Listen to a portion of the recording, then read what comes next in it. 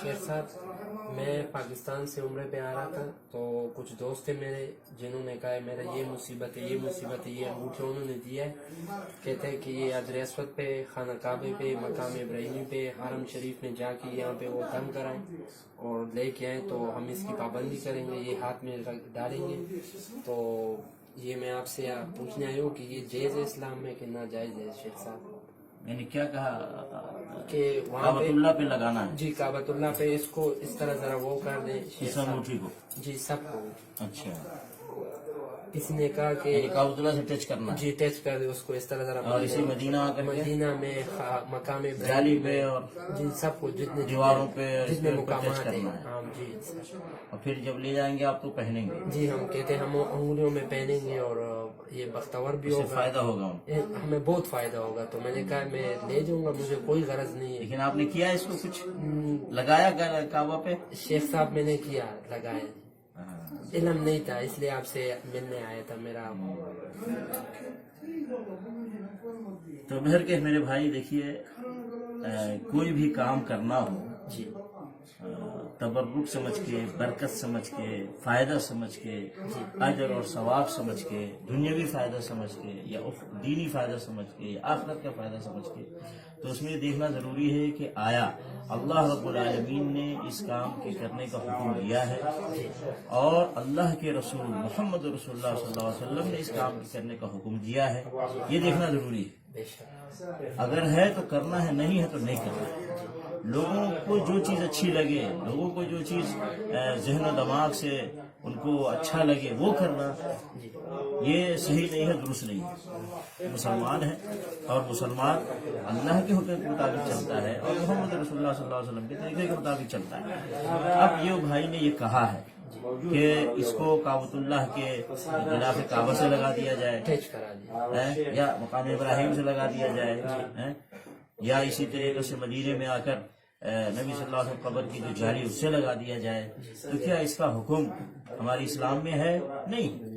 रसूलुल्लाह सल्लल्लाहु अलैहि वसल्लम ने इस काम को खुद किया है या किसी उम्मत को करने का हुक्म दिया है? तो नहीं दिया। देखिए, काबतुल्लाह तवाफ के लिए है। अल्लाह ने क्या फरमाया? वल्यतवफू बिलबैतिल अतीक। लोगों को चाहिए कि काबतुल्लाह का तवाफ करें। और काबतुल्लाह फिर किस लिए है? कि काबतुल्लाह की तरफ रुख करके नमाज पढ़ा जाए। तो इसलिए काबतुल्लाह क्या है? किबला है सारे के मुसलमानों का। तो अगर बरकत चाहिए काबतुल्लाह से तो काबा का तवाफ किया जाए, और अगर बरकत चाहिए काबतुल्लाह से तो काबा की तरफ रुख करके नमाज पढ़ा जाए।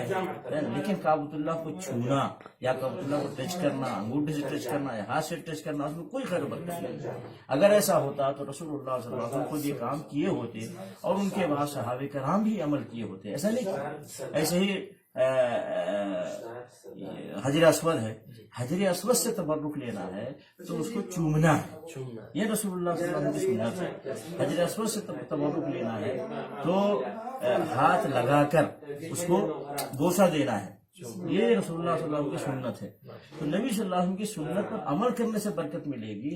खुद उस पत्थर में ये अल्लाह ने नहीं रखा है कि कोई तकलीफ में है तो पत्थर हजर अस्वद तकलीफ दूर कर दे या तकलीफ दूर करने का जरिया बने, या कोई किसी को फायदा चाहिए तो हजर अस्वद को छू देने से, चूम देने से उसको तिजारत में कोई फायदा हो जाए, या ये कि उसके सेहत में कोई फायदा हो जाए, या उसके घर में कोई फायदा हो जाए, उसके दुकान में कोई फायदा हो जाए।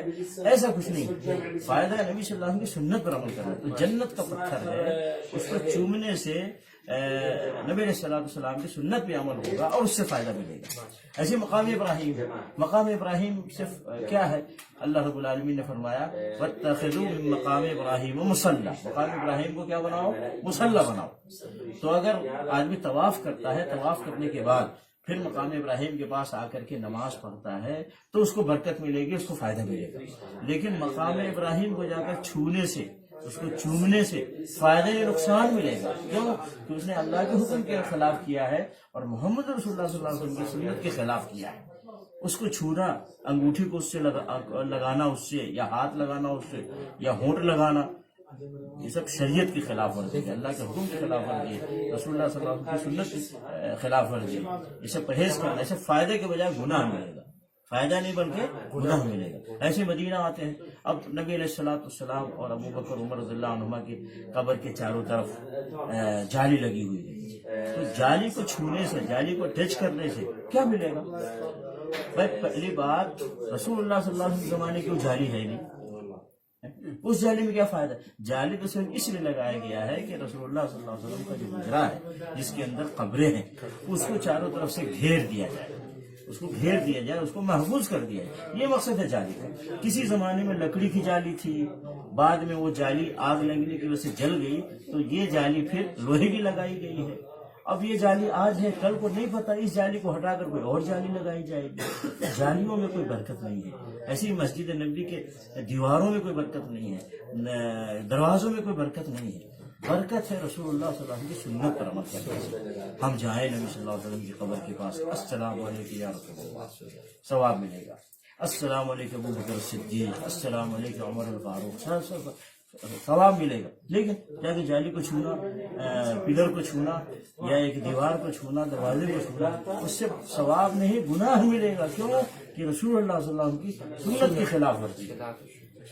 تو اس لیے جن بھائی نے یہ دیا ہے انہوں نے خود غلط کیا ہے، اور آپ خود کہہ رہے ہیں کہ مجھے معلوم نہیں تھا اس لیے میں لے کے آیا ہوں، اور آپ کی اچھی بات ہے کہ آپ نے سوال کر دیا ہے. تو اگر جان بوجھ کر کے آپ یہ لاتے یہ کرتے تو آپ بھی گنہگار. لیکن اب معلوم ہو گیا ہے تو اب یہ کام نہیں کرنا ہے، بلکہ جا کر کے ان کو نصیحت کرنا، منع کرنا ہے. میرے بھائی یہ پتھروں میں اس میں کوئی فائدہ نہیں ہے. اس کو اگر کسی دروازے سے، دیوار سے، جالی سے، کعبۃ اللہ کے غلاف سے یا اسی طریقے سے کیا کہ مقام ابراہیم سے لگا دیا جائے، اسے کوئی برکت نہیں ملے گی. برکت اللہ رب العالمین کی عبادت کرے برکت ملے گی، رسول اللہ صلی اللہ علیہ وسلم کی سنت کے مطابق چلے برکت ملے گی، قرآن مجید کی تلاوت کرے برکت ملے گی، کثرت سے درود شریف پڑھے برکت ملے گی، رسول اللہ صلی اللہ علیہ وسلم کو سلام پیش کرے برکت ملے گی.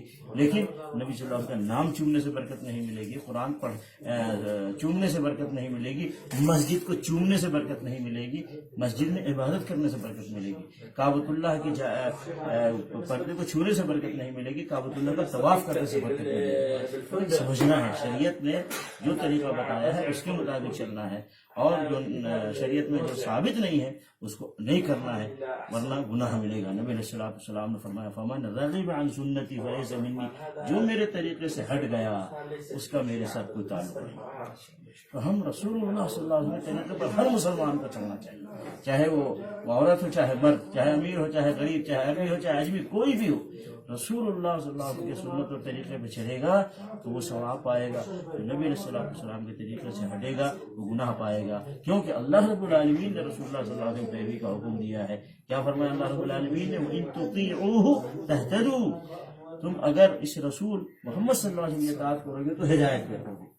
کون فرما رہا ہے؟ اللہ رب العالمین. رسول اللہ صلی اللہ علیہ وسلم کی اطاعت کرنا یہ ہدایت کی علامت ہے، ہدایت کی پہچان ہے. تو رسول اللہ صلی اللہ علیہ وسلم کے طور طریقے پہ چلنا ہے مسلمان کو، یہ نہیں کہ ان سب طریقے پہ چلنا ہے. ان سب میں کیا فائدہ رکھا ہے اس میں سمجھ گئے نا؟ اب دیکھیے اسی طریقے سے یہ انگوٹھی ہے، یہ اس کے اندر 999 نمبر لکھا ہوا ہے. اسی طریقے سے اس میں بھی کوئی نمبر لکھا ہوا ہے، یعنی میتھمیٹک کا حساب ہے. نمبرات ہیں 230 420 560 480 کا، اور اس کو لوگ سمجھتے اس سے فائدہ ہوتا ہے. بھائی اگر اس نمبرات سے فائدہ ہوتا ہے تو پوری میتھمیٹک کی کتاب رکھ لو نا اپنے پاس، فائدہ ملے گا. کسی کالج سے جاؤ، بولے میتھمیٹک کی کتاب دے دو، کیا بھائی میں ساتھ میں رکھنا ہے، میں پریشانی سے میری دور ہوگی، مجھے کوئی فائدہ ملے گا، میری دکان میں فائدہ آئے گا، میری آفس میں فائدہ آئے گا، میرے گھر میں فائدہ آئے گا. اب اس میں تھوڑے نمبرات لکھے ہوئے، دیکھیے تھوڑے نمبرات لکھے ہوئے ہیں. میتھمیٹک ہے یہ، اس میں کیا ہے؟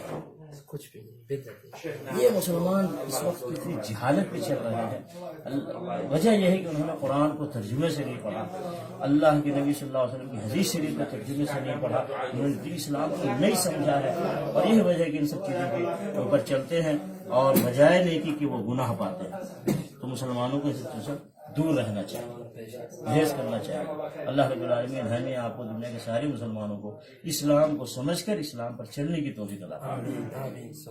جزاک اللہ.